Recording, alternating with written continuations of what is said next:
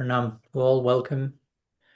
Let's invite our dear Jiva and Prabhu to share a few words of blessing. Hare Krishna, dear brothers and sisters. I'm so grateful that we get this chance today to be in this space, to explore the ever ongoing journey of love, of divine love, and our connectedness to everything. Hare Krishna. So, with those words, with that Mangala Charan, we inaugurate our gathering today. Welcome to you all, Pranam, and greetings from Laverna in Italy.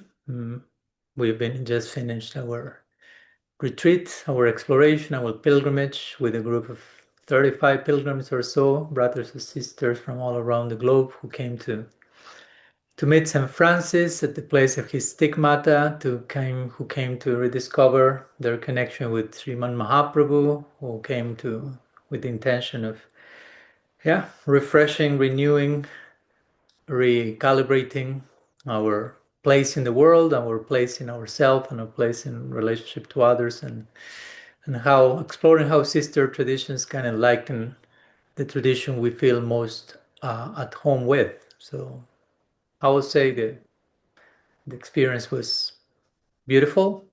I'm talking for myself, but also I dare to talk for everyone else, since we have a very beautiful sharing also last afternoon, and it was clear that it was a very nourishing time, and hopefully those of you who couldn't participate in 3D at least somehow had the chance of having a glimpse through some of the sharings that we did, at least the morning sharings. Soon we will be also sharing some pictures and some of the kirtans and other things that we had these days. So today is more like a resting day. Almost everyone already left to their particular places.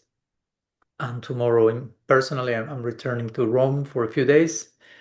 And next week we'll be meeting. I will be in Switzerland by that time. So welcome.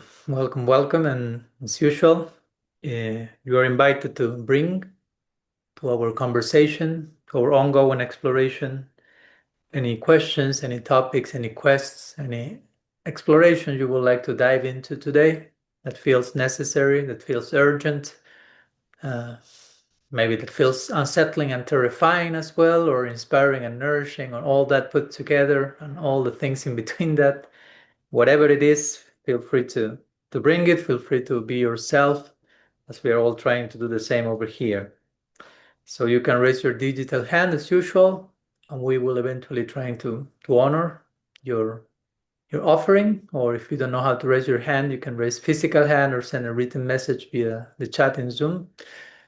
So far I'm seeing two digital hands raised, one by Silfa Karini and the other one by Manjulali Manjari. So we'll start with Silfa Karini. You can unmute yourself. Welcome. Yeah, Hare Krishna Maharaj, Hare Krishna to everyone. This is probably the question that been asked many times, and I got that answered many times. But today, I was listening to a class or to a thing from Narayan Maharaj where he said about offenses against devotees, and we heard it so many times, but somehow or other it just kind of really didn't disturb me, but it made me afraid again. Even I heard answers about it so many times, but I'm just still getting afraid that, I had recently some things with devotees which I don't get along. It's nothing really bad, just normal human interaction, I guess. And it just makes me really afraid that then I can chant till millions of life and I will not make any advancement or so. And it just keeps coming, this just doesn't go away kind of thing. So? Yeah, so maybe you what can do say, you want no, me it's to not do? so, I don't know. Maybe you can say it's not so bad and maybe it's not like that or so. Okay. Thank you. So, well, course, I don't know what you've read in particular in detail, and I don't think there's need to go to the details of what's been said. And it goes beyond what has been said and whomever has been said and however one has understood it, because there's always what's said and how we receive it and what's sometimes triggered in us. It's many times it's a mixture of facts, right? As they say, at least in Argentina, when we get triggered, and maybe the person was the trigger, no, or what the environment, what happened in the environment, whether it's someone saying or doing something, but also probably the powder is inside of us to some degree at least. So we have to also own our own case and pay attention to, okay, what's being triggered in me and why. Not to deny that sometimes things can be done and said from the outside, from the environment, in ways that can be harmful, which again, in this case, I cannot speak for that because I don't have the details of anything. But of course, coming from someone like Srila Narayana Maharaj, whom I consider a deep sadhu, I will consider that something harmful. I'm mostly thinking, again, it goes beyond the specifics of the case. I'm mostly thinking about what we were, as you said, perennial question, perennial topic, certain things being expressed in ways that we may feel triggered in terms of, I don't know, feeling hopeless or feeling threatened or feeling intimidated or feeling scared or feeling like, I don't know, at any moment I can make an offense and hell is just ready waiting for me at every single moment, right? Like the doors of damnation are always open, ready to swallow me at the slightest mistake I make. And then we practice bhakti from a place of deep neuroticism, to say the least. Which of course is not the idea, no? Which of course is not intention. Sometimes things are framed negatively, or sometimes we are being cautioned about certain things.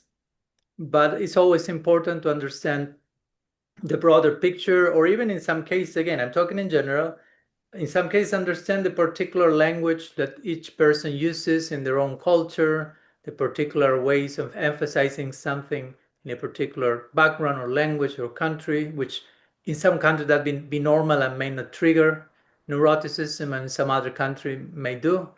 And we may need to reframe things in ways that are more digestible to our, let's say, the Western DNA without compromising the essence of the teaching. There is a place for that. And again, with this, we are not saying one culture is better than the other. No wanted to play that triumphalist card.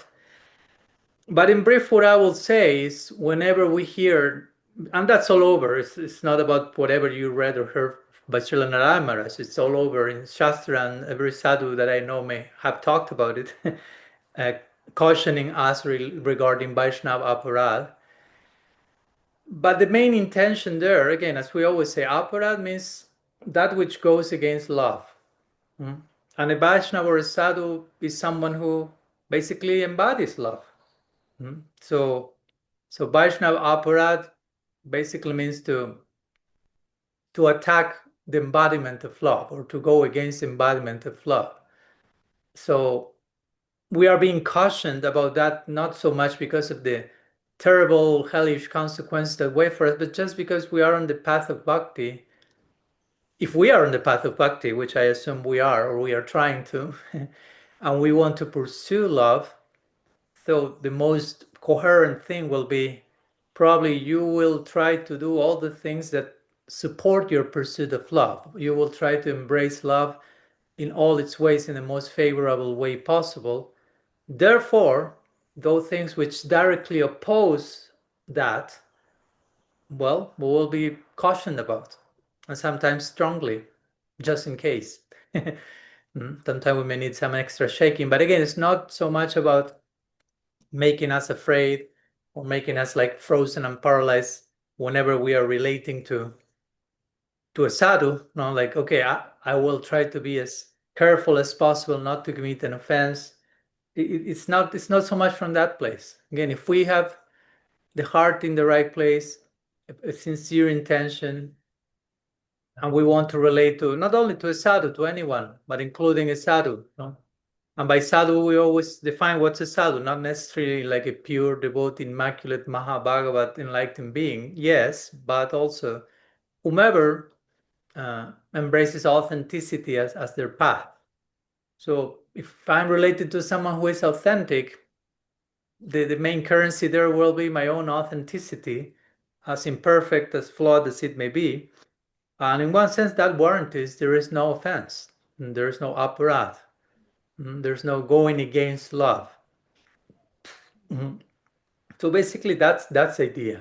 If we are sincere and authentic in our attempt to pursue the bhakti path, and maybe it may sound too light for some, but I will say, if we are honest and sincere in our pursuit of the bhakti path, there are basically no chances to commit aparadha. Right? Aparadha is like an intentional action going against love in a conscious way.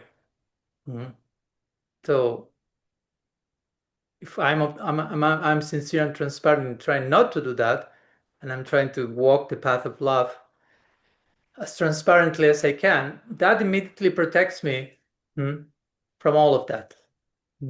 As Srila Siddharth will say, sincerity is invincible, which is another way of putting that in his own words. Right? If I'm sincere, success is warranted, victory is warranted. There's nothing that will defeat me.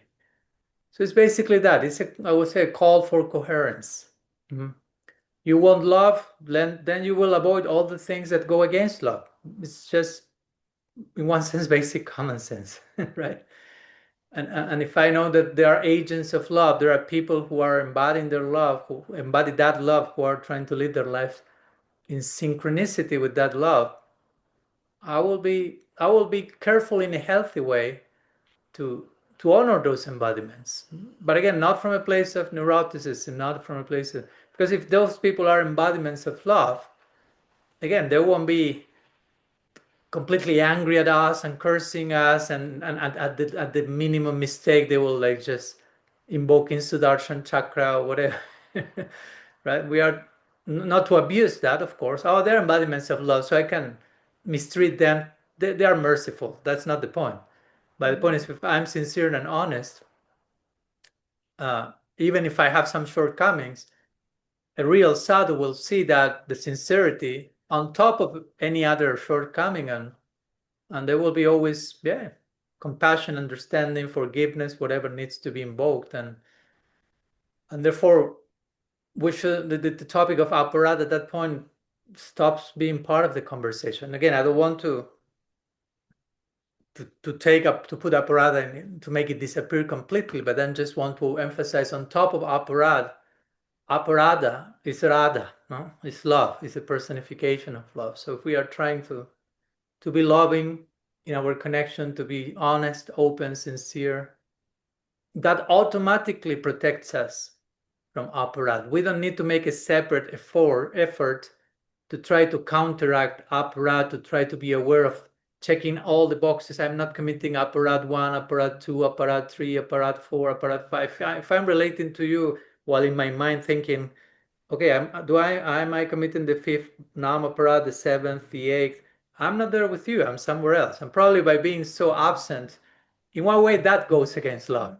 Yeah. In one sense, that's aparadha, but aparadha not like this heavy charged word that sometimes has been weaponized through decades, that feels like an eternal branding on our soul that will never leave its stain. No, that's not aparadha. No. So I would say, the main thing to be protected from aparadha is to be not so much obsessed with avoiding aparadha, but being obsessed in a healthy way to offering ourselves in relationship with sincerity and affection and vulnerability and transparency. That automatically everything else, it takes care of itself. That's how it works. Not so much to be concentrated primarily on avoiding the negative. That's always primarily on having the positive in place. That's why, I don't know, in Saranagati, there are 6 expressions. The first one, Anukulyas Sankalpa. And only then comes Pratikulyasa Varjana, which means first comes accept all that is favorable, positive, and then reject what is unfavorable, which in many ways it just takes care of itself by you embracing the positive. So yeah, it makes me think like when we shared a few months ago, I shared a link from written the 10 nama aparadhas, the 10 things that go against love in connection to the name, as reframed in a positive language. Maybe Bhaktirasa can look for that and share the link in the chat section. Maybe you have seen that. Those were written by Jagadananda Prabhu, a friend of mine. He already passed. And yeah, that was beautiful. And that was very interesting because last year, I think when I was in Germany, someone asked the same question. And we kind of went through the different nama parads and reframed them in a positive language, invoking like a positive attitude, all in the context of taking honor and love, serving love, tending the necessities of love, not so much not doing things. Like I like to do also when reframing what's sometimes known as the 4 regulative principles, which are not about not doing things. It's all about doing something deeply positive with our lives, in our relationships. It's very, very relational. So the same with this. So see, sometimes we find some strong wording, strong caution about do not offend the Vaishnavas because if you do this or that. Also, some other thing that we also mention many times, especially I mentioned that when dealing with the topic of the hellish planets mentioned in the Bhagavad and in other places, that many times scripture or even the sadhus may use a language that sounds more like, that may sound like they want to make you afraid of something. Not because they're bad, but just because some people are in a certain stage that will only stop doing certain things that are damaging to themselves if they receive some strong warnings with a clear depiction of the consequence of that, which even sometimes may be a little exaggerated to stop them from doing all that nonsense. But that may not apply to us, and it's okay. I myself sometimes read sections from scripture or discourses from personalities which are in that direction, a little bit too much on the heavy leaning toward, if you do this, this will happen. And I understand the context of that, the purpose of that, but I don't feel that it's nourishing for my particular stage. I don't need to erase the verse, edit the lecture. I just understand it goes for certain people. I've been that people. I may be that people again. I don't know. I hope not.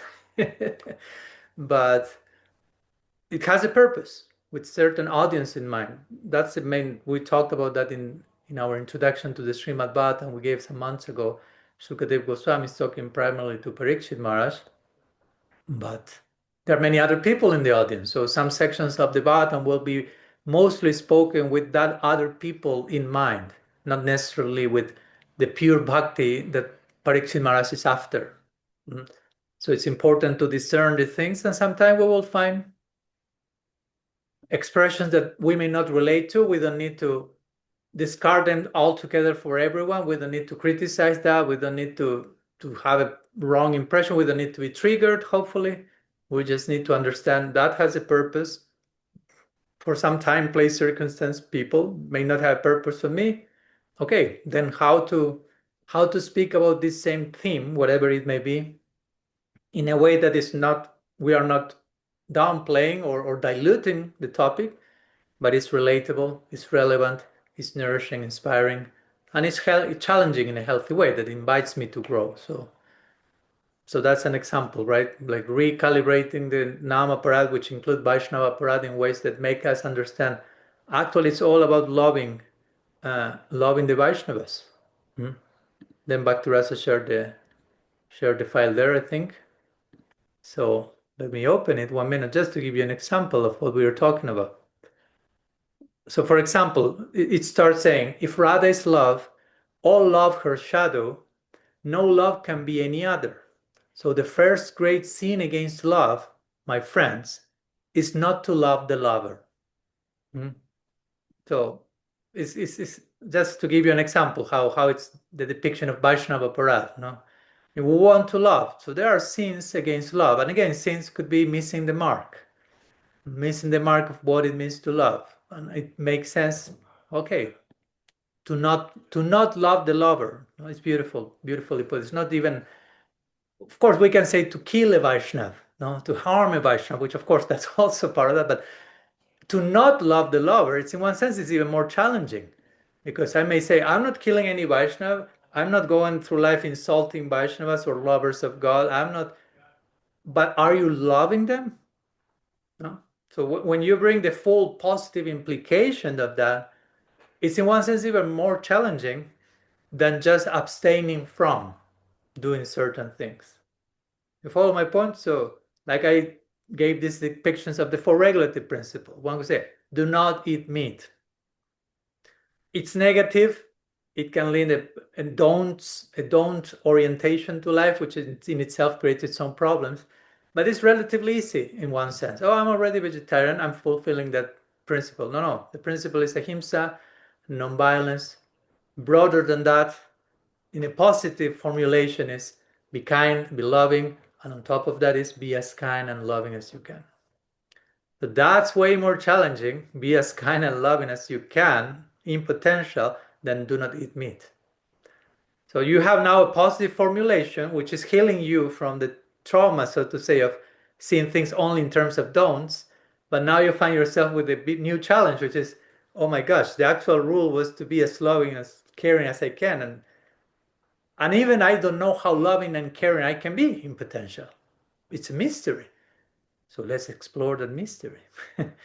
So the same with this idea, no, of the first Vaishnava aparadha. It's not so much do not offend the Vaishnavas. Do not offend, and it's not only the Vaishnavas. Again, by Vaishnav here we mean any genuine embodiment of love. So it's not do not kill, do not insult, it's love the lover. It's like, oh, that's a deeper invitation. Because again, I can somehow manage not to kill Vaishnavas, right? I hope we can manage that one. Right? I hope we can manage not to become serial killers in the Gaudiya community. I hope. But still, that's very, very basic, no? Like we were talking the other day about different levels of interreligious exchange. In the beginning was people couldn't talk to one another centuries ago and they will kill one another just because you are from a different religion. Then came religious tolerance. No? I tolerate you. I don't kill you. Okay, we are progressing. But still, I'm not loving you. I'm just tolerating you. I'm just tolerating the temptation to kill you. I'm not indulging in my temptation. Like making a parallel, right? Then on a deeper level, okay, I can appreciate some of your teachings, but do I love you? Am I opening myself to love all the lovers of love, all the lovers of God in all its forms? That's a way deeper invitation. And that's the ultimate implication of do not commit Vaishnava aparadha. Again, it's not do not commit Vaishnava aparadha. It means love the lovers of love. And then we are thrown into a pool of potential. What does it mean? What does it mean for me to love the lovers of love? How much can I love? How deep can I love? That's an endless exploration, right?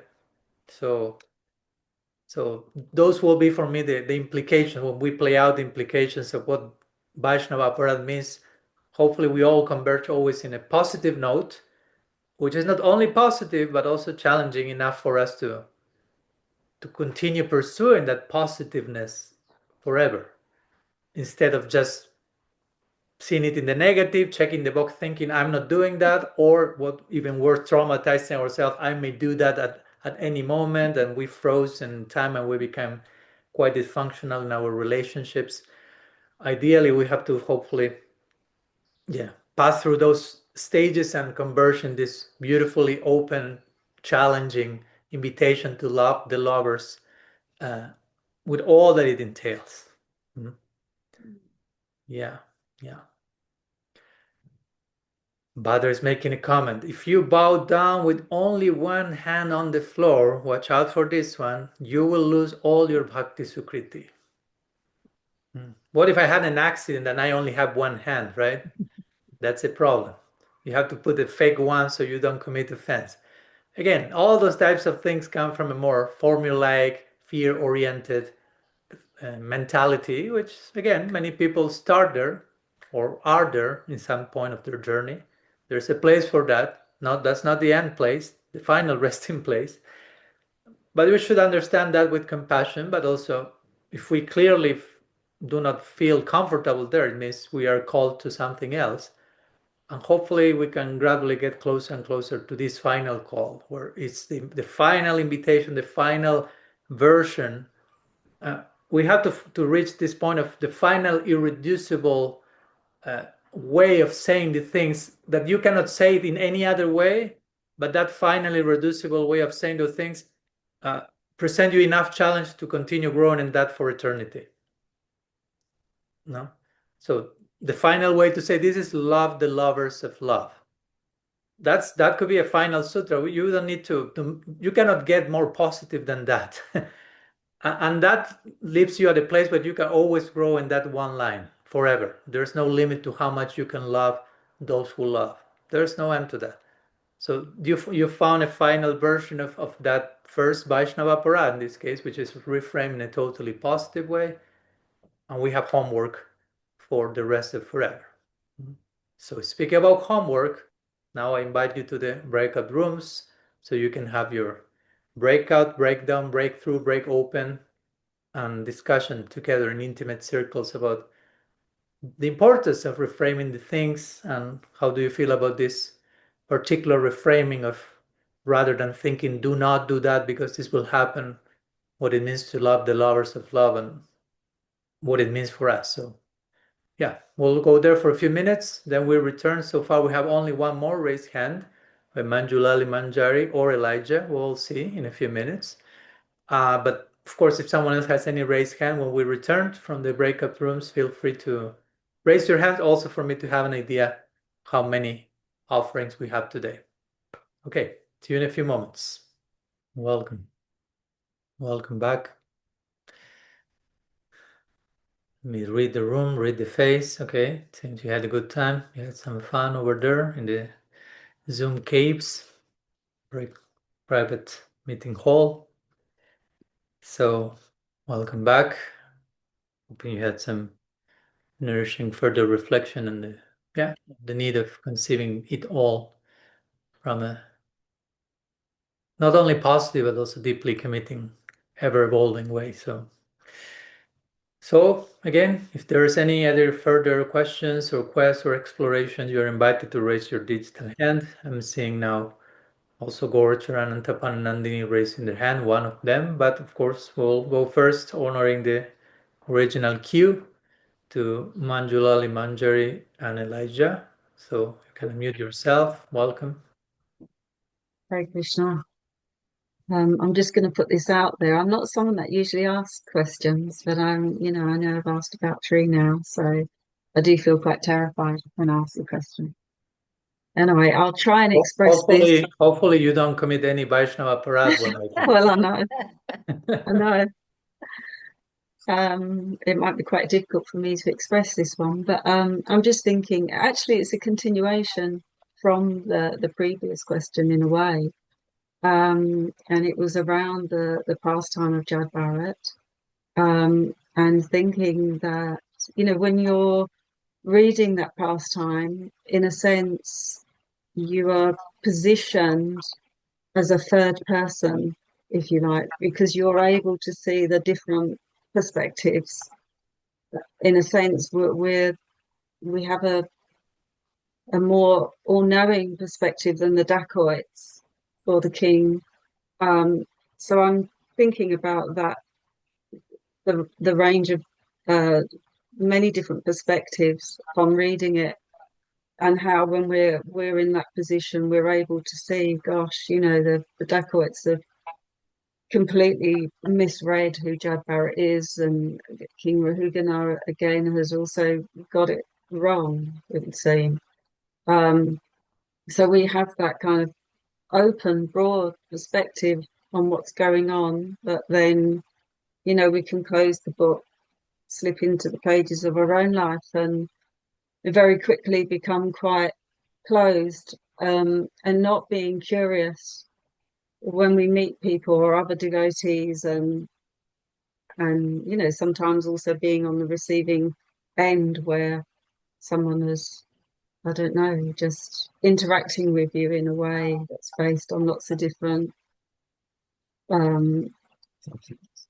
their perception of who you are, and it's not really a reflection of reality. So, but also I guess just thinking about the pastime from the perspective of, you know, othering people with difference, or, you know, and how even in society now, isn't it, people who are a bit different or whatever are othered and marginalized, and all kinds of assumptions are made. And then also, I guess, that position of complete acceptance when Jad Barrett is, you know, taken by the dacoits and Sigurd for the sacrifice, and how he didn't resist. I cannot hear your audio well now. Sorry, that's part. Can you hear me now? Did you just hear what I just said? Now it's working better. Okay, so I guess just thinking also about how Jad Barrett didn't resist at all in terms of when he was being brought to the sacrifice from the dacoits, but then with King Rahugana, he revealed himself. So also about the element of being discerning, or when to defend, when not to defend, when you're able to reveal yourself and when you're not, but also about the whole notion of being able to remain completely curious and not projecting any of your own internal value judgments onto other devotees when you're relating and trying to connect.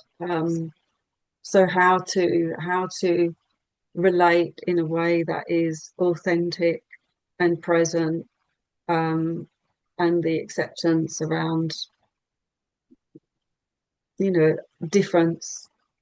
Yeah. Thank you. One of those easy how-to questions.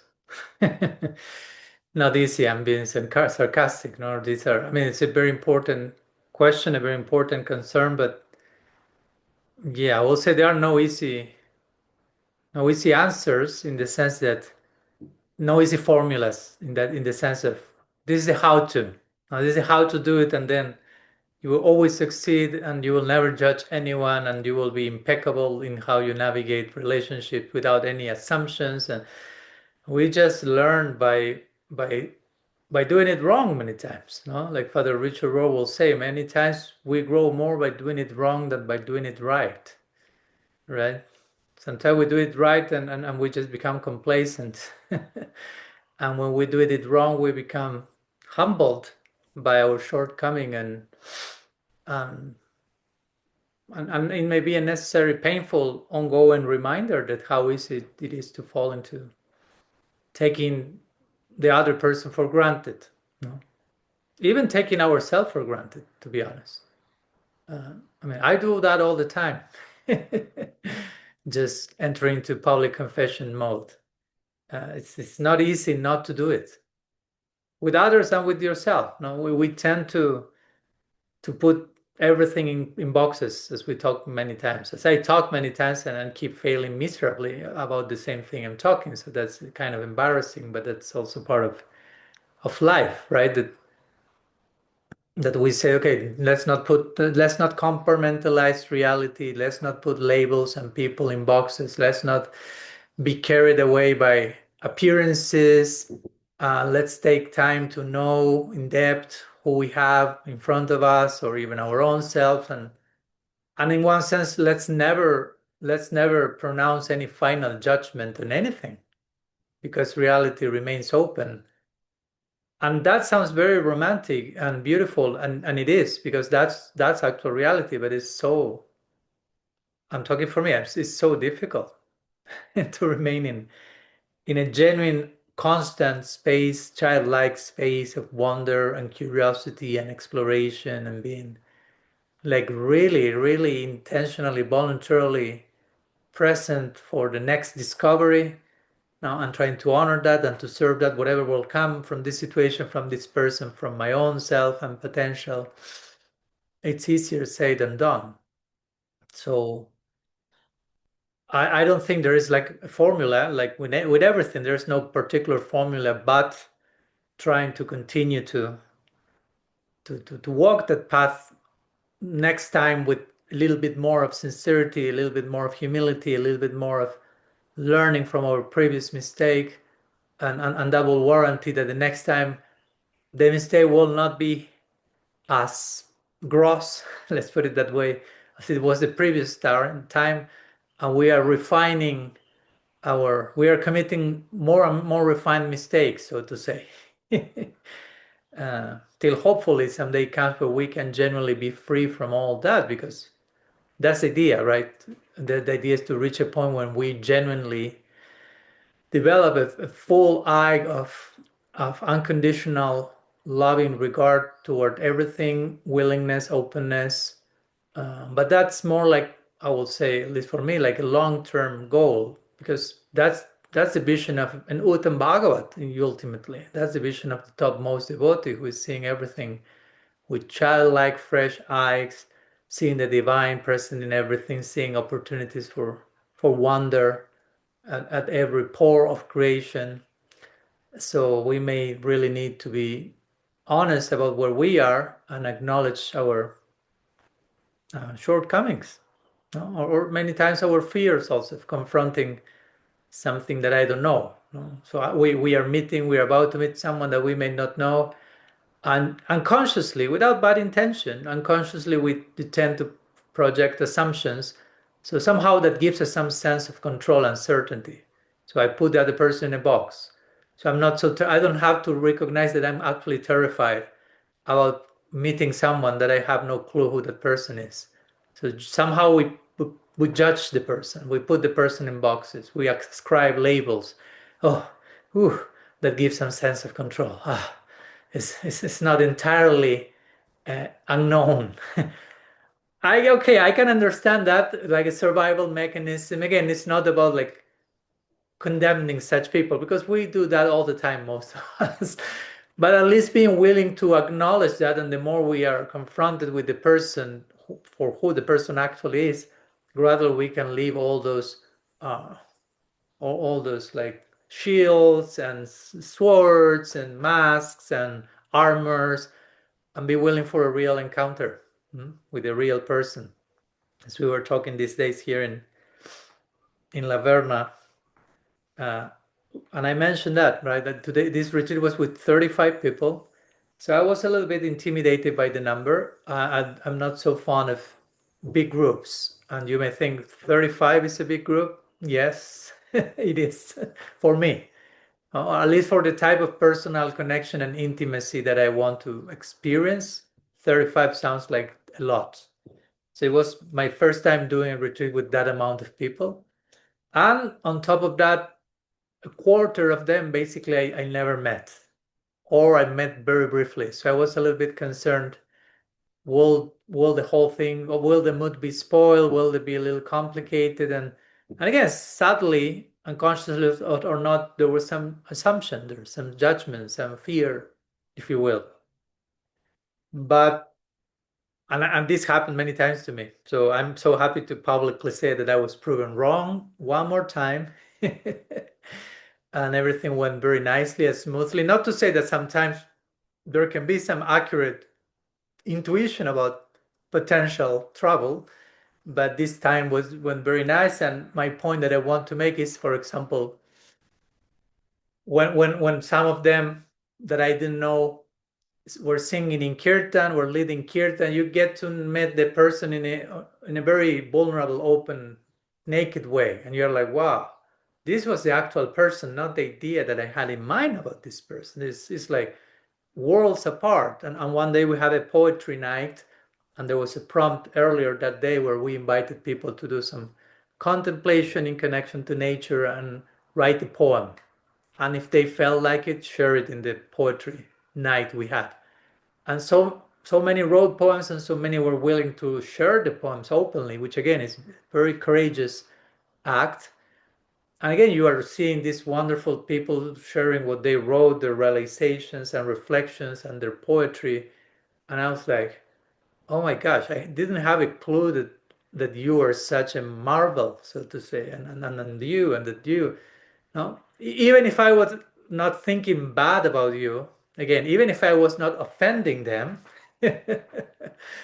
I was not fully loving them for the lovers that they were, right? So I needed to be exposed to that degree of, and we all need generally to really meet the other person for who the other person actually is, and hopefully we can craft spaces intentionally so that happens. Now, I think it's important for us to consciously create moments so we can give each other the chance to really show up for who we are. Not only for the person to have that opportunity, oh, I can try to be myself, but also for everyone else to witness the person for who they actually are and stop projecting their own ideas about who they think the person actually is. So it's a great opportunity in every direction. Sometimes will be scary and terrifying and difficult, but it's so needed. And that's such a humbling moment, not to say humiliating moment, at least for me, when you realize, wow, I had such a narrow version, an idea about that person, super reductionistic in my mind, and now I'm seeing like I'm seeing so much more that even I know it's not the whole thing, but I having a glimpse of the actual noble heart behind my idea about that person that is like completely different. So sometimes we learn by that. We learn like again, Father Richard will say he daily will he prays for one daily humiliation from God. God send me one humiliation per day, so I can really remain grounded. Right? I can be brought back to reality because generally I tend to put people in boxes, assumptions, and we do not contact reality, as you were saying your question, for what it actually is, right? So I think that those are some ways we can try to do that. And again, I will emphasize not only regards to others, but many times in regards to ourselves. Many times we underestimate our potential. We put ourselves in boxes very often way smaller than the boxes we put other people, and we start to suffocate in those boxes. And many times we need to be taken outside of the box, which means being taken outside of the box we have put ourselves into, and we are suffocating there. So we can see ourselves from another perspective. Sometimes that may need to be mirrored by other brothers and sisters, so they mirror back our potential, and I can like leave my old assumptions about who I think I am, because this could be one of the most deadly forms of arrogance, let's put it that way, to be certain about who I think I am. And nobody can tell me who I am because I am myself. So who knows better than myself who I am? How many times we have no clue who we are, and we are completely identified with a very tiny, suffocated, very ungenerous version of ourselves that we have crafted in our mind. And sometimes we need someone else to mirror back a way bigger version of our own selves. So that's sadhusanga at the end of the day for me. That's what sadhusanga is for. It's like entering a hall of mirrors, but a hall of mirrors of potential. Not a hall of mirrors just reflecting back your own tiny version where you put yourself in the little box. That would be the madhouse, right? But if you are full of mirrors, no, because sometimes you have these places, maybe you've seen, we have gone there to this, like, I don't know, like a circus, not the circus, but these places you go and there are mirrors that deform you and they show you like with a head bigger and like, so we have all those inside of our own mind, right? We don't need even more of those outside. So we need to enter into a hall of mirrors with, rather than deforming who we actually are actually showing an actual real reflection of who we are. And we in the beginning may not believe it because we may have identified with a deformed reflection of that terror house that our mind has become at times.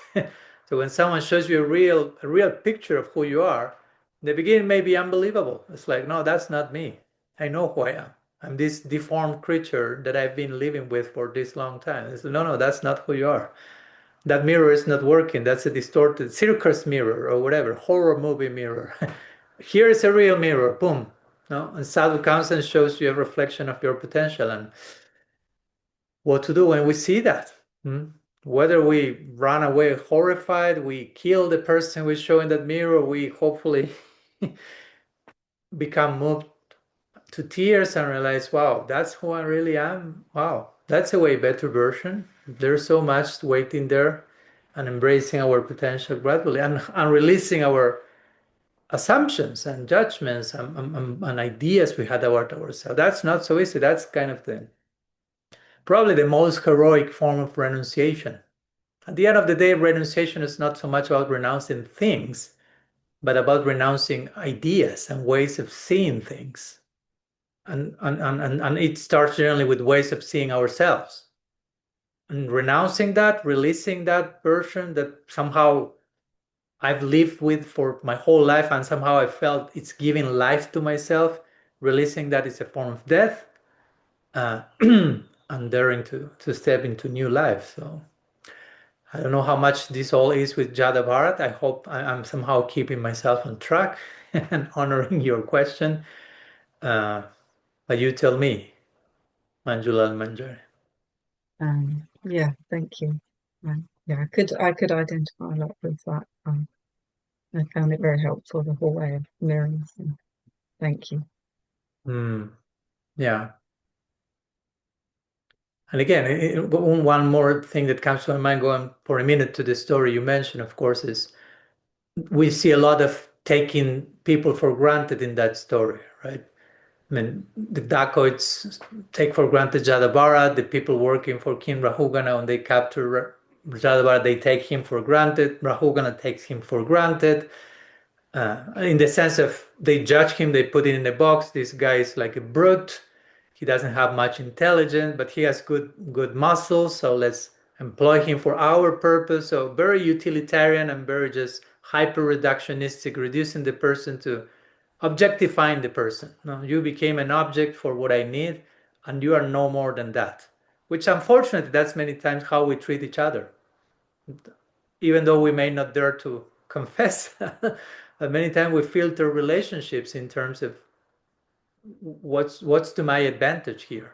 And of course, we need to rise above that.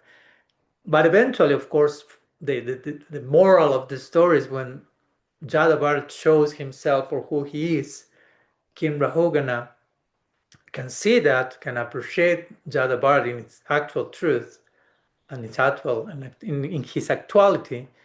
But then that mirrors back onto him, right? So King Rahugana then becomes, so to say, enlightened by the words of Jadabharat after appreciating who he is, and that reflects back onto Rahugana to realize, okay, not only now I'm appreciating who you actually are, Jadabharat, now I'm starting to have a glimpse of who I am actually, I myself. The bells are sounding here in the back in La Verna. So seems that St. Francis is happy with our answer here. But yeah, I wanted to refer back that a little bit to the Lila of the Bhajan you referred to, which is a very important one, and shows how, again, when we stop putting people into boxes, assuming we know who they are, and we open ourselves to actually contacting the real person. I mean, we may find our guru there. We may find guru there, and that guru principle, even in someone we may not expect, will always reflect back, shed light on who we actually are, so we can release our outdated versions, ideas about ourselves, and embrace a newer, updated, upgraded possibility. So again, it's a gradual process. Trail, failure, learning, falling upward, continuing the walk. That's the beauty and the messiness of the sadhaka's journeys, we would like to say. So thank you. Thank you, Manjulal Manjari, for the question. And Thank you very much. we invite you one more time to our breakout room for a few minutes. Then we will attend the questions from Gora Charana Tapana Nandini, and then Divyangana is also raising her hand. So see you back in a few moments. There you are. Welcome back. Hoping you had a nourishing time, whether in your breakout rooms or those who spend some time by themselves, with yourselves, probably trying to shed some old assumptions about yourself and trying to rediscover ourselves. Hopefully all of you had some revealing moments. So let's continue. We have 2 more raised digital hands, which I think will make up for today. And the next one, following the original order, is from Gauracharan Tapananandini. And it's, quite big. Tapananandini, Gauracharan is pointing. So it's quite bizarre to know that you were here with us today in the morning and now you are over there on the other side. So, when I saw Manjwali, so that background is her house. But how is she in her house? Oh, yeah, she traveled early in the morning. And the same with Jamuna, so the same with Tapananandini. Happy to know that you arrived safe and well back home. So, welcome to Tapananandini. Well, I can really relate to Manjulali's being terrified asking questions, because I never have on here before, and I've been here quite a long time now. And I think being at the Laverna retreat has really helped. Otherwise, I'm just pumped up on coffee to try and get Manjulali and Jamuna home, which we managed, and I'm can't even write properly now.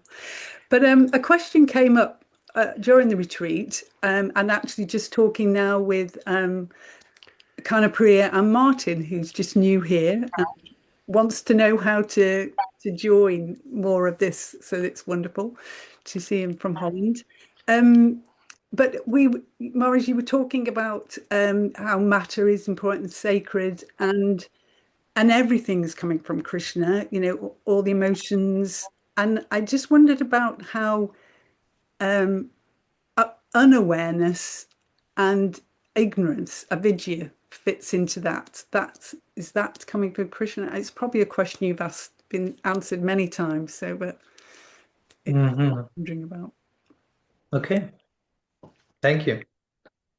Thank you. Again, welcome back over there, and thank you for daring to take the mic. Yeah. So if everything comes from Krishna, does avidya or ignorance or unawareness come from Krishna? Which is somehow, it's a long topic, but sometimes comes this type of things. Okay, Krishna is described in the scriptures as Sarva Karana Karanam, like Brahma Samhita, for example, Ishvara Parama Krishna, Satchidananda Vigraha, Anadiradir Govinda, Sarva Karana Karanam. Krishna is the cause of all causes. So that's a delicate line, because with that line you can just like sweep away all free will and everything, because Krishna is the cause of all causes. So whatever is happening is ultimately him doing that, which is not accurate. It's a very like sentimental way to understand that line, a very inaccurate way, okay, behind everything, he's the actual one doing everything. So at the end of the day, you are not doing anything, you have no free will, and that creates its own problems, and we have talked about many times. So I'm connecting this in the sense of, okay, everything comes from Krishna, right? He's the source of everything. Which, if we understand it in a very simplistic way, again, it ends up falling onto him. He's responsible for whatever is happening. I don't know, maybe you have heard recently, there was a big, very devastating earthquake in Venezuela. Among other places as well. There have been like 5 earthquakes at the same time during that day, but the most devastating one was in Venezuela, with thousands of people dead, and so far I think like 30,000 disappeared people who have not been found yet, which in one sense most of them maybe are probably dead as well. So these are delicate situations, right? And again, if we play out this idea, okay, Krishna is the cause of all causes, we will end up concluding with the dangerous idea that, he actually created that earthquake, and he, for some higher purpose, because he's a cause behind all causes, right? But that's not the idea. There are different ways to speak about causality. I don't want to enter now into all the technicalities of it, but there are instrumental causes, ultimate causes, this cause, that cause. So when we say that Krishna is the cause of everything or the source of everything, we are never saying that in the sense that things did not exist and start to exist at some point, because we talk about anadi avidya. You are asking about avidya, right? Ignorance or unawareness, and the scriptures say that's anadi, which means that has no beginning. No, so in one sense, that's not caused. It's not that it didn't exist and Krishna pressed the button and now there is avidya and he's the cause of that. Now, he's the cause of everything in the sense of being the sustain, the base, the foundation, the ground, the source. But again, the source of something that has no beginning, which then we have to use paradoxical language. But God is the ultimate sustainer, unit, and maintainer of everything. But again, everything exists without beginning. At least that's our philosophy, right? God exists eternally along with his shaktis, his potencies, material energy, bhakti energy, swarup shakti, us as a unique form of energy. We are not caused in time. So when we say Krishna is the cause, doesn't mean that we are being caused by him at some point. So it's mostly to make the point of God is the ultimate reality, and everything is sustained on that. But that doesn't cancel the fact that there is free will, for example. And in that free will, we happen to have free will. Again, it's not that Krishna programmed the soul. Okay, I'm deciding that the souls will have free will, and part of having free will is the opportunity for avidya and unawareness enter. And then trouble starts. Right?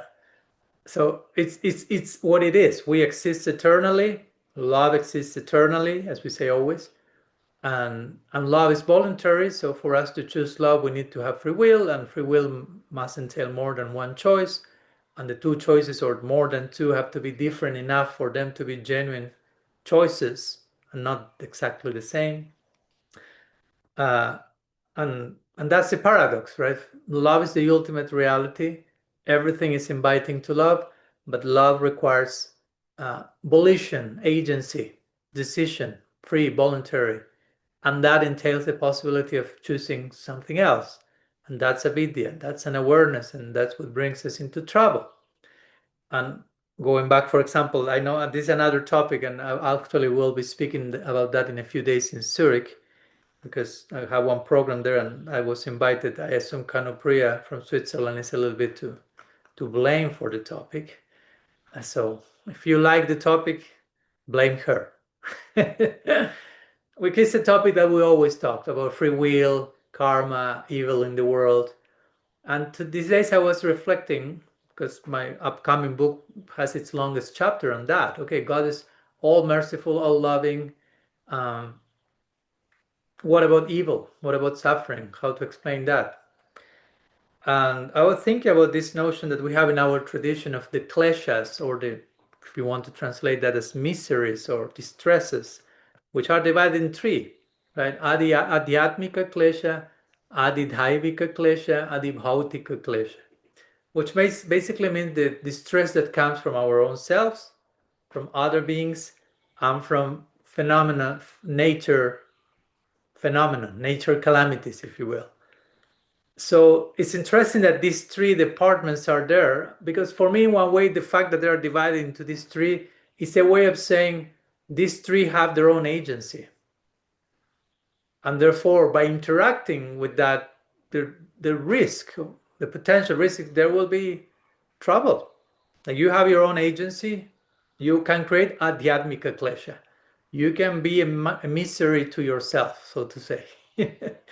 By adibhautika klesha, by interacting with other living beings, they have their own agency. There's the possibility of distress. And nature has its own agency as well. Now, let's not forget that nature is its own person. It's not just like an impersonal thing.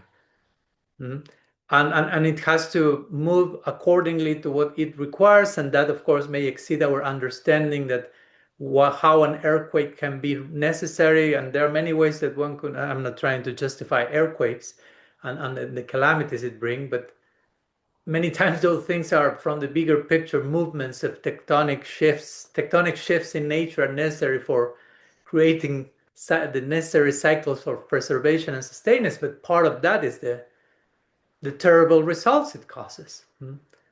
Recently, we did a podcast with Tamal Krishna in Spanish. And we were talking about that, how we need to confront the feminine, which entails nature, among other things, in both its beauty and charm, but also in its terrible face. No? Because let's not be naive about it. There are aspects of nature which are terrible. Not as something bad, that's something that shouldn't happen, but it's what it is. And then you have the images of the goddess. From one side, you have Radha or Lakshmi, very, very calm, very tender. And then you have Kali, like with mouth out and drinking, cutting. Sometimes there are images of her cutting her own head with her own head in the hand and blood spilling from his neck, and the head cut off is drinking the blood. So it's like, wow. No? So it's kind of bringing us to okay, there's a terrible side to the feminine. And that has to be dealt with and properly integrated into its integration of polarities. It's not, I just want the calm, gentle, comfortable, sweet version of the mother. Mother can be terrible, but not because something bad. That's my point. Because it's a necessary aspect into the dynamics of nature, all devouring for recreation. No, not recreation like play, by creating again, right? Cycles. No, that from a small vision seems like this shouldn't be happening, but from the bigger picture, it's a necessary movement, but it devours, so to say, creates tragedy. So I think there are no easy answer for any of the things I'm talking about, but I think it's important to be willing to talk about the things from that way. So your question on avidya and unawareness is, again, it's not like God is causing avidya, but it's just the unavoidable implications of existing as we are as a unit of free will. No? So if I have free will, I have choices. And one choice is to love, and the other choice, to reduce them to two, is basically to not be aware of that reality, and that's when avidya comes into play. Now, if we want to speak about Krishna or God himself being possessed of avidya or unawareness, that's another, we have to talk from another side, because again, we are not God, at least from our tradition's perspective. So we will say God is not unaware, he's omniscient. Of course, at the same time, God's omniscience, that's another conversation, right? It's nuanced because it's not, well, I will say, not every Gaudiya Vaishnava will say what I will say, but some will say what I will say, which is God doesn't know the future in the ultimate detail and what will actually happen, but knows in perfect detail all the possibilities that exist in potential. But then there's something remains open. Because if you know everything in advance, there's no possibility for wonder and surprise. And the tradition says, Rasa Vaisaha, Taittiriya Upanishad. This is a very main line for us. The Brahman, the absolute, is rasa, or sacred rapture. That's an interesting way to talk about God, right? Who is God? Sacred rapture. And then scriptures say rasas are chamatkar. And the essence of rasa, of that sacred rapture, is chamatkar, or astonishment, wonder. So the essence of the absolute is ongoing wonder. So if you make God absolutely omniscient and knows everything in detail in advance, there is no place for any type of wonder. So in that sense, there is some type of ignorance, if you want to use that word, or not full awareness, even in God. Not in the same way as it is in us. It's an unawareness always from a fully enlightened perspective.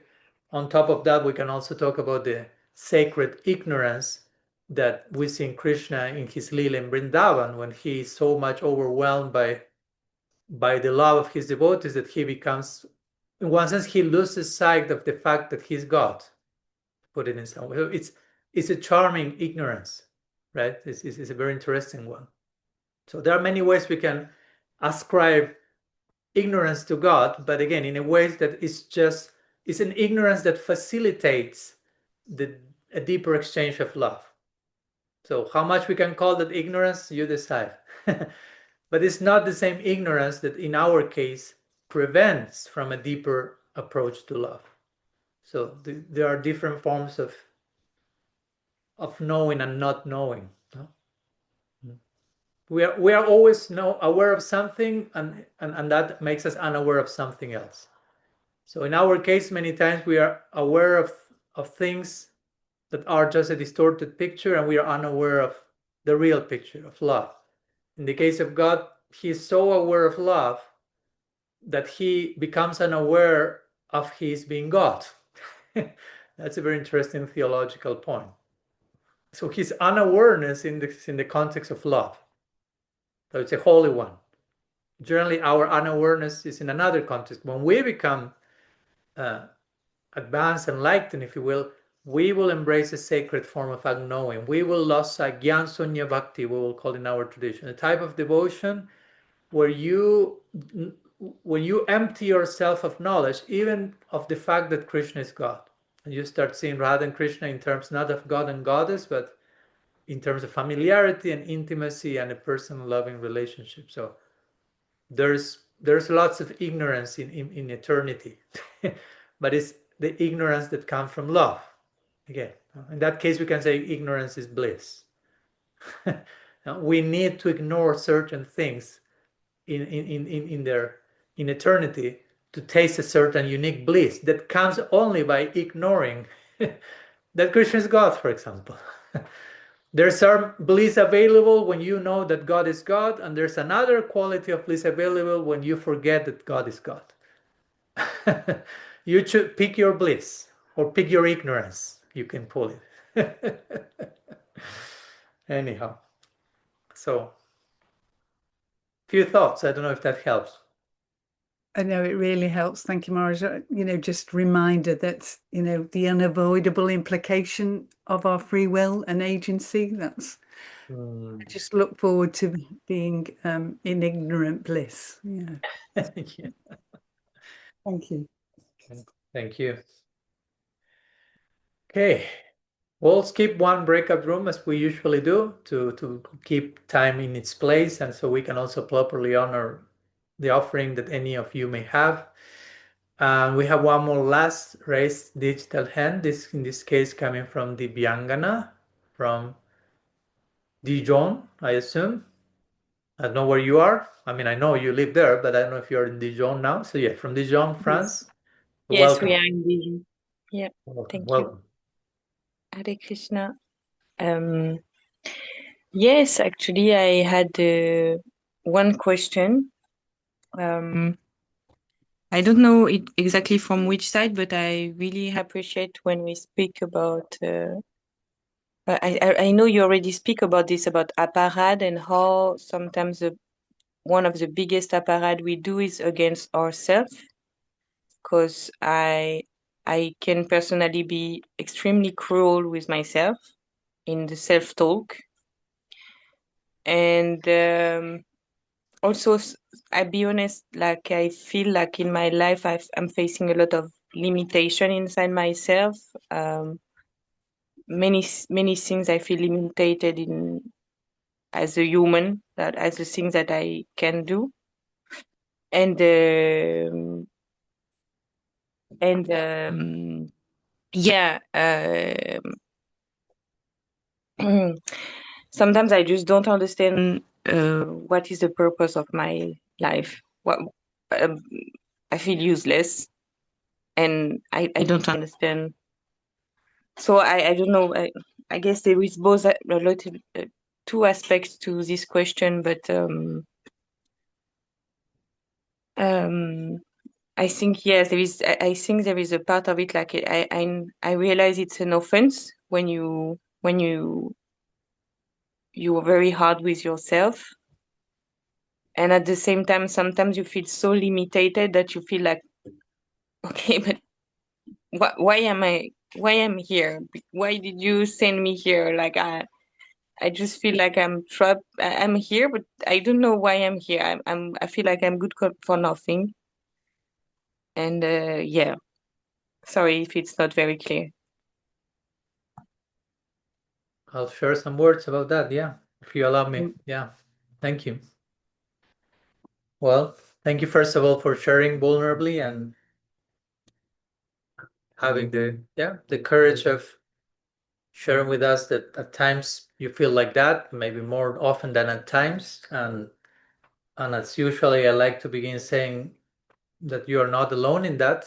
You are not the only person on earth feeling that. You're not the person probably in this group feeling that. So it's a common human experience as to feel limited, because we are in many ways, at least, yeah. For some time of the journey, we will be more aware of our limitations than our brightest potential. So that to begin with, right? You are not alone in that.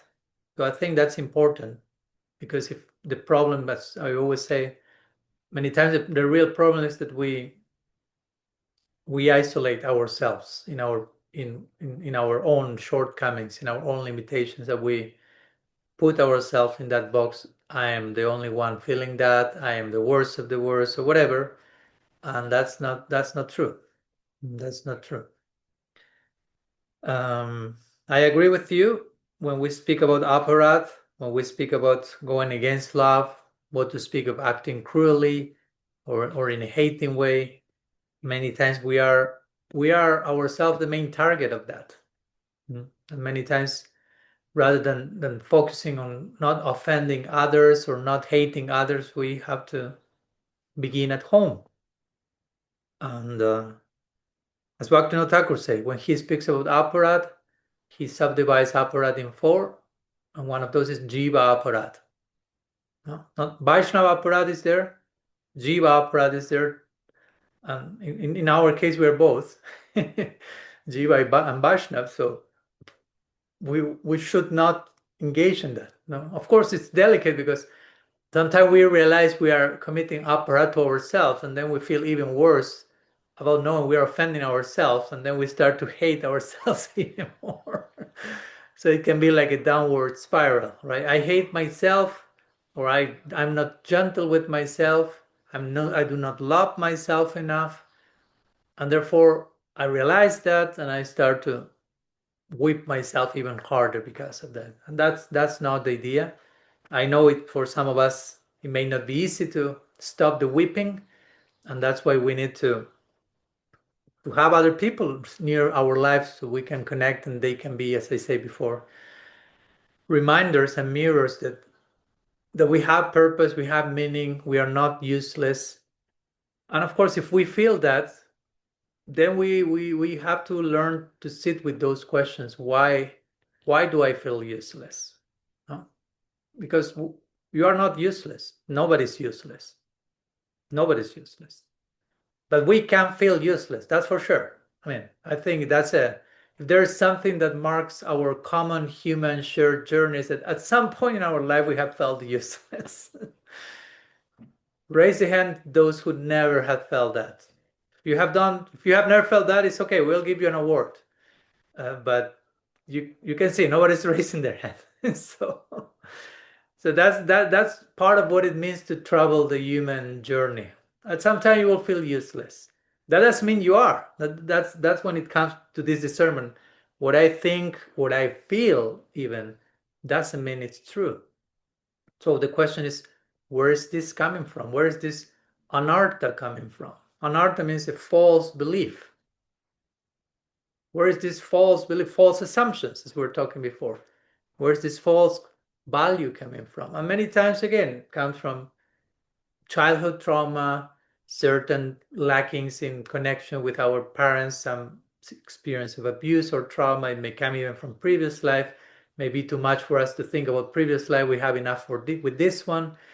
So we may need sometimes with proper support and love and care, to sit with those questions, because if not, we may be just contacting the symptoms of the actual problem. I feel useless.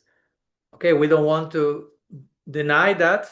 I mean, we don't want to deny that one feels that, but we want to deny that you are useless. I want to deny that you are useless, because you are not useless, but I don't want to downplay that one may be feeling that. But still, that's the symptom. That's not the actual problem. That's a symptom of what makes me feel like that. So we may need to go beyond the symptom and explore where is this coming from, speaking about source. And sometimes that journey is complicated. Sometimes we will need professional support and guidance in traveling those turbulent inner waters. There may be things that may be intense to witness and to acknowledge and to name and to frame, but the moment we start to do all that with more clarity, we start to recover the power. We start to reclaim our own voice, and we can clearly see the difference between what I think I am and who I actually am. So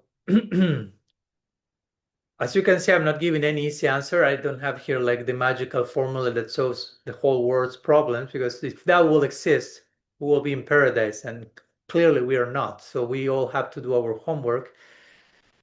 So I think it's important, and it's very foundational, to over and over go back on a daily basis, all the times we need, to this idea. Okay, one may say, okay, I know that I know in theory that I'm not useless. Okay, I get the idea, but I feel useless. Okay, and I cannot just erase that emotion at that moment. And okay, I have to ask myself what's behind that. I'll try, but sometimes that comes. Okay, so maybe try it in that moment. And I'm not telling this to you like personal counseling advice, Divyanga. It's just for all of us, starting with Swami Padmanabha. In those moments where you feel the worst, try to invoke something even more powerful, because I know it's quite powerful, the feeling of worthlessness. But on top of that, there's always something more powerful, which is you are on top of all that you are feeling or you think you are. Krishna is loving you unconditionally. You're already seen, you're already held, you're already loved. And try to enter that space. Try to invoke something more powerful to our own sense of worthlessness, which is I'm being accepted as I am. Even if I dare to believe I'm useless, you are being infinitely loved by Krishna. So, of course, how Krishna can love infinitely something that is useless? No, I mean, if he's loving something, he's loving everything, which basically means nothing is useless. And still the idea, okay, of entering into that space where Krishna loves me unconditionally may be a little bit difficult or sound abstract. And that's why, again, we need to meet the embodied expression of Krishna's love. It's going back to the beginning of our conversation, right? The lovers of love, those who embody love, and who can give us a very tangible experience. You are seen, you are held, you are loved, you are not useless, you are a unit of worth and value. And that person can really tell us and listen to us, be there with us, accept us unconditionally. We all need such people in our life. And for us, that's SATSANG, and for us, that's the meaning of organizing these weekly gatherings, right? I mean, there's no ulterior motive or agenda. Okay, every Saturday we are doing this because we are getting so many donations. By doing this every Saturday, we are gaining some government support or Nobel Prize. Nothing at all. The real wealth is the chance of meeting with each other, seeing each other, being for each other, witnessing each other, supporting each other. Some days one will be in need, the other will be in need, supporting, giving support, receiving support. And again, simultaneously trying to heal, trying to work. Meanwhile, we are doing spiritual practice. Many of us will need to, as part of the spiritual practice, will need to do deep, profound healing on the emotional, psychological, human dimension. It's not antithetical or opposite to bhakti. And sometimes of our journey, we may need to pay special attention to that dimension more than in another parts of the journey, depending on what's required. But that's what I will say. And at the same time, not want to sound that I'm giving any easy answers, because again, there are no real answers, are never easy answers. And there are different levels of this. What's the you mentioned you were wondering what's the purpose in my life? And we may need to go back to that question so many times in a lifetime. I cannot tell you how many times I asked that question to myself. Which doesn't mean that the previous answers that I found to those questions were useless. It means that they have been outgrown. They have become outdated. They work till one point. Now I need a new level of answer. So it's not that because I keep having this question, it means that I'm useless or nothing is working or I'm doing everything wrong. No, it's just that the previous version of myself has done its duty, and now it can be, how to say, honorably discharged. And we are ready to discover ourselves in a new version, And for that purpose, we may need to ask the same question again. Who am I? What's the purpose of my life? Someone will say, but you were doing those questions on day one, that when you joined the movement and they gave you the replies to that, you should now be asking new questions. No? Who said that? Tell them that if they ask you that. Tell them that. Swami Padmanabha say, who said that? We can go back to those questions over and over again. No? When Sanatana Goswami first met Mahaprabhu, his first question was, who am I and why I'm suffering?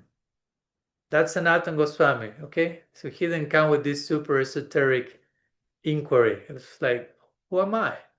I can always ask that question. I can always get something new from that question. This day in this retreat, in the first day of getting to know each other, we were 35, so many of us didn't know each other. So we organized like different circles with, I don't know, 5 people. And there was a prompt, or supposedly there were going to be many prompts.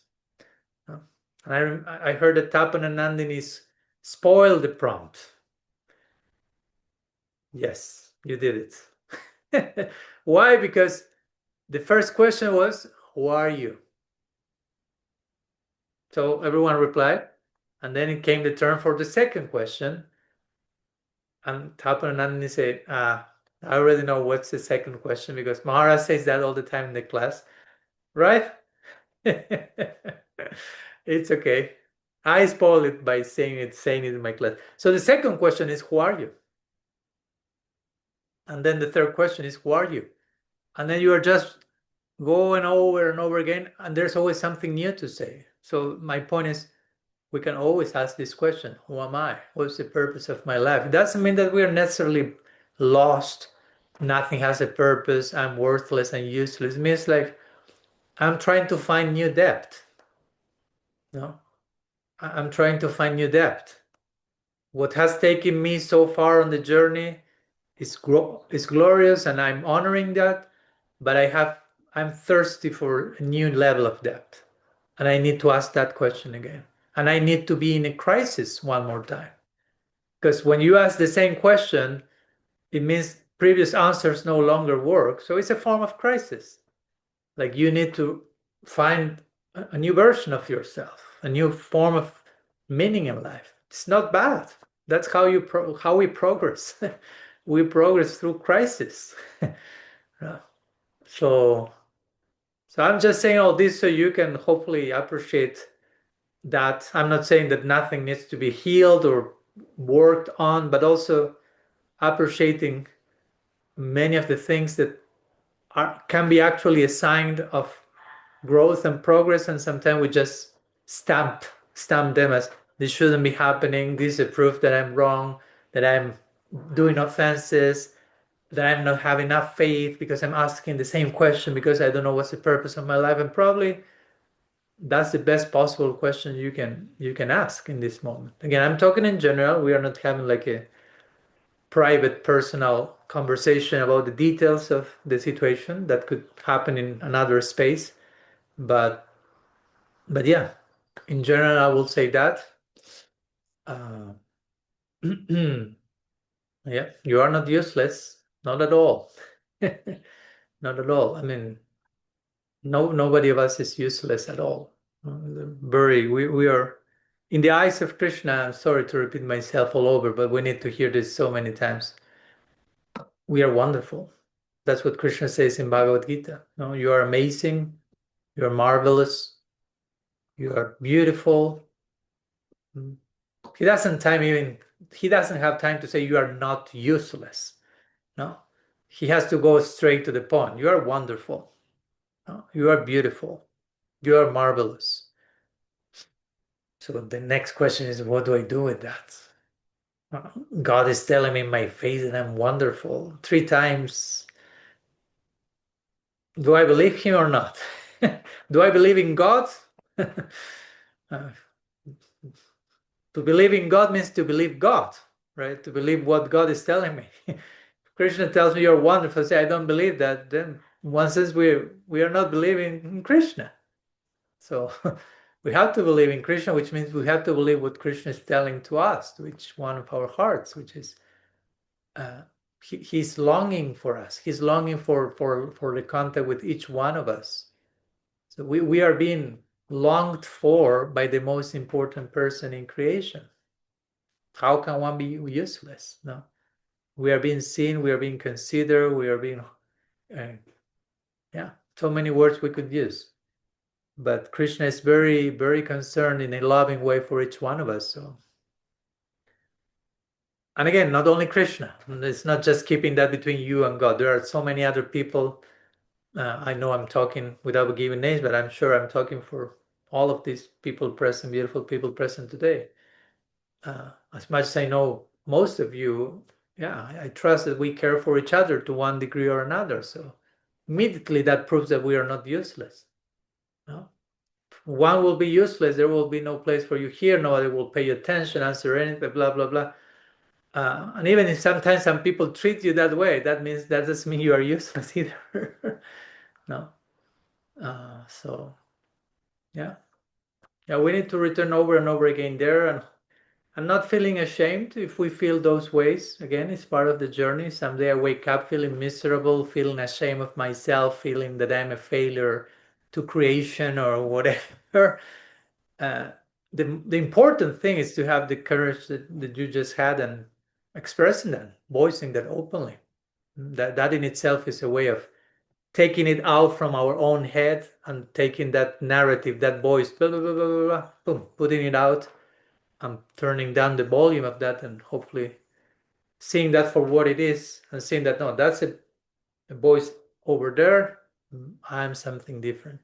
And every time we need that reminder, Shastra is there to remind us that, SATSANG is there to remind us that, and that's why we want to create together a community of brothers and sisters that can be available at all times to remind each other what we need to hear at any given moment, because we can be at an emergency moment at any moment. We never know how life can surprise us or how we may find ourselves who knows where.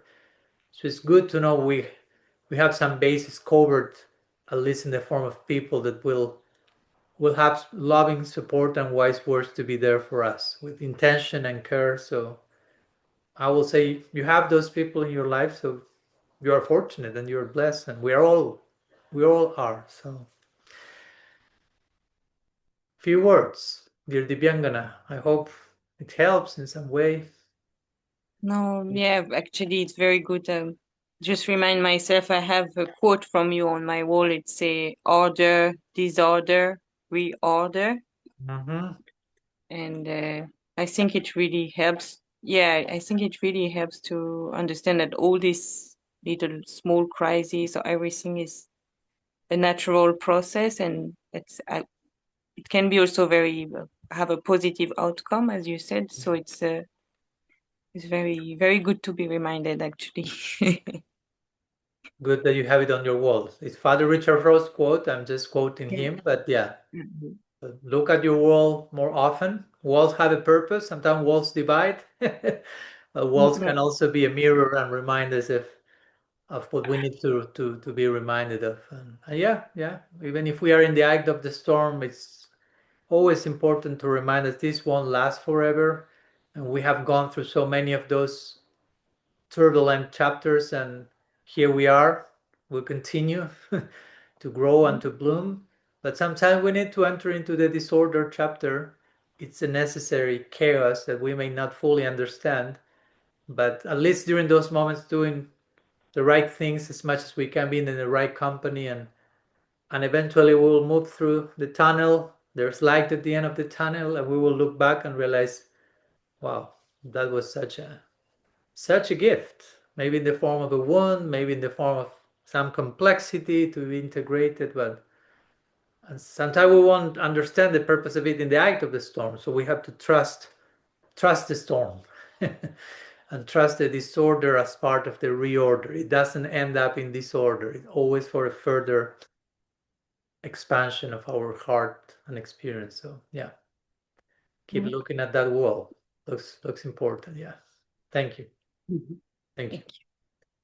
Okay, dear friends, dear family, well, let's go one more time to our breakout rooms to put our session to rest and to reflect together a little bit about this perennial inquiry, not only from the Divyangana, from all of us, in terms of continuing to find meaning and purpose and navigating worthlessness in a healthy way, in connection with unconditional love and the support we require. So you will be sent to the digital chambers of Zoom for a few minutes and see you back for our final goodbye of the day.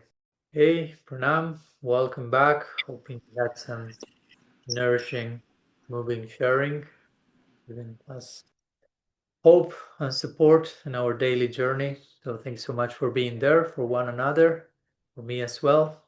Hopefully I can be there for you as well in reciprocation. So we will put our sharing to rest for today, praying to be blessed on this coming week, this coming day, this coming hour and minute, every breath, every step we take. Do it in the context of blessedness. Thank you so much for your presence and attention and quests and exploration. And see you next week. Sriman Mahaprabhu ki jai, Sri Harinam Sankirtan ki jai, Samaveda Bhakta Vrinda ki jai. From over here we say St. Francis ki jai, Laverna ki jai, all the dhams ki jai, Gaur Premanand Hari Bol. Vanchakalparubhyascha kripa sindhubhya eva cha patitanam pavanebhyo vaishnavebhyo namo.